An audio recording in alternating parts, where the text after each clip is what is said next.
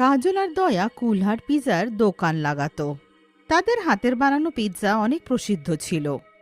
আগে কাজল মা, দুটো কুলহার পিৎজা দিও তো। হ্যাঁ হ্যাঁ জাগরু কাকু, এক্ষুনি দিচ্ছি।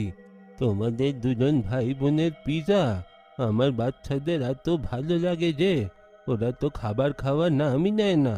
এমনি এমনি আমাদের কুলহার পিৎজার দোকান এত ফেমাস নয়। তা তো ঠিক। কাজল আর দয়ার কুলহার পিৎজাটা আশেপাশের গ্রামেও প্রসিদ্ধ ছিল। অনেক দূর থেকে লোকেরা তাদের হাতের পিৎজার স্বাদ নিতে আসতো। এইভাবে সময় পেরিয়ে যায়। একদিন গ্রামের নিতিন তাদের দোকানে আসে। দয়া, আমি শুনলাম নাকি চকে আরেকটা লোক দোকান খুলেছে। ভালো কথা, সবার কাজটা যেন চলুক, আমি এইটাই চাই। দয়া নিজের কাজেই ব্যস্ত থাকতো, অন্য কারুর কাজে মন দিত না। আর অন্যদিকে গ্রামে যে ঢাবাওয়ালা এসেছিল, সে দয়ার দোকানের বিক্রি আর সাফল্যের কারণে ঈর্ষান্বিত ছিল। একদিন ঝাগড়ু সেই ঢাবাওয়ালার কাছে খাবার নিতে যায়। রাম রাম ভাই, খাবারে কি আছে এটা একটু বলবে? মটর পনির, শাহি পনির, নান, কোফতা, পুরি, লুচি সব কিছু আছে। কিন্তু দামটা বেশি নয়? থাক থাক, এত টাকাতে তো দয়ার হাতের বানানো পিৎজা মাস অব্দি খেয়ে নেব। ঝাগড়ুর কথাটা শুনে ঢাবাওয়ালার লোকটা রেগে যায়। আর ঝাগড়ুর যাবার পর সে রেগে রেগে মনে মনে বলে, আজকে এই ধাবাটা খুলে দিয়ে 10 দিন হয়ে গেল, আর এই 10 দিনে 100 বারের উপরে আমি এই দয়া কুলহার পিৎজার কথা শুনলাম। আমি সহ্য করতে পারছি না, একে রাস্তার থেকে সরাতে হবে। এই কথাটা হতে কয়েকদিন পেরিয়ে যায়। আর কয়েকদিন পর গ্রামের একজন মহিলা যেই কুলহার পিৎজাটা নিয়ে দুটো কামড় দেয়, তার মাথা ঘোরে আর সে ওখানেই পড়ে যায়। আরে কি হলো? আরে বোন, উঠে যাও। আরে কুলহার পিৎজা খেয়ে তোমার কি হলো? দয়ার দোকানে যারা দাঁড়িয়ে থাকে তারা হঠাৎ সেই মহিলাকে অজ্ঞান হতে দেখে নিজের হাতের কুলহার পিৎজাগুলো সাইডে রেখে দেয়। তখনই ঝাগড়ু কুলহার পিৎজাটা খেয়ে দেখে। যেই ঝাগড়ু কুলহার পিৎজাটা খায়, সেও অজ্ঞান হয়ে মাটিতে পড়ে যায়। আর ওখানকার লোকেরা বুঝে নেয় যে কুলহার পিৎজাতে কিছু মেশানো আছে। আর গ্রামবাসীরা মিলে কাজল আর দয়াকে মারতে লাগে। একদিকে গ্রামবাসীরা তাদেরকে মারতে থাকে আর অন্যদিকে লোকেরা আশেপাশে পড়তে থাকে, কারণ সেই ঢাবাওয়ালার লোকটা দয়ার পিৎজাতে নেশার ওষুধ মিশিয়ে দিয়েছিল। তখনই লোকটা ওখানে আসে। এরা দুজনেই গ্রামে থাকার মতন নয়। যদি এমন হতে থাকে তাহলে গ্রামের সবাই মরে যাবে এর কুলহার পিৎজা খেয়ে। নাম বেশি, কাজ ছোট। গ্রামবাসীরা কাজল আর দয়ার বিরুদ্ধ হয়ে তাদেরকে গ্রাম থেকে বেরোতে বলে। অসহায় দুজনের কাছে কোনো প্রমাণও ছিল না, যেটা দিয়ে তারা নিজেকে নির্দোষ প্রমাণ করত। অবশেষে তাদেরকে গ্রাম ছেড়ে যেতে হয়। বোন, তুই ঠিক আছিস তো? আমার জন্য গ্রামের লোকেরা তোকেও মারলো। গ্রামের লোকেরা খুব খারাপ। এত বছর আমরা এদের দিলাম, কিন্তু আমাকে তো মারলো, তোকেও এরা মারলো। কাজল কিছুই বলে না, তার চোখ থেকে শুধু অশ্রু বইতে থাকে। কিছু দূরে যাওয়ার পর জঙ্গলের তারা ডাকাতের মুখোমুখি হয়। ডাকাতরা তাদেরকে ঘিরে তাদের কাছের সব গয়না আর পয়সা কেড়ে নেয় আর তাদেরকে মেরে ফেলে। ধাবাওয়ালার লোকটা আনন্দে গান গাইতে থাকে। তখনই ওখানে দুটো মেয়ে আসে। আরে তোমরা তো এই গ্রামের মনে হচ্ছ না, কোথা থেকে এসেছো? হ্যাঁ, শহর থেকে আছি, কিছুদিনের জন্য গ্রামে থাকতে এসেছি। আমাদের এত নাম হয়ে গেছে যে শহরের লোকেরা এখানে থাকতে আসছে। এর থেকে বড় জিনিস আর কি হতে পারে? মেয়েরা গ্রামে থাকার জন্য ঠিকানা খুঁজতে থাকে। কিছুদিন পেরিয়ে যাওয়ার পর তারা নিজের হাতের কুল্লার পিৎজাটা বানিয়ে গ্রামবাসীদেরকে খাওয়ায়। খেতে তো খুবই ভালো। নেহা আর পূজা দুজনেই শীঘ্রই গ্রামে সাফল্য অর্জন করে, আর তাদের হাতের কুল্লার পিৎজাটা লোকেদের অনেক পছন্দ হয়। একদিন গভীর রাতে নিতিন ঘুমোতে থাকে। তার স্ত্রী এসে তাকে ওঠায়। দেখুন তো, কেউ দরজায় ঠক দিচ্ছে।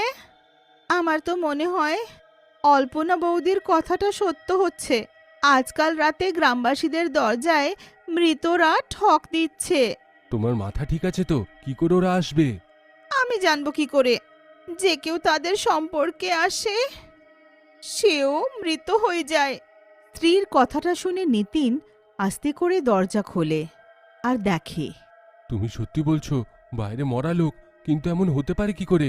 এই সম্বন্ধে কেউ কিছু জানে না, তবে ধীরে ধীরে করে গ্রামবাসীরা মৃত হয়ে যাচ্ছে।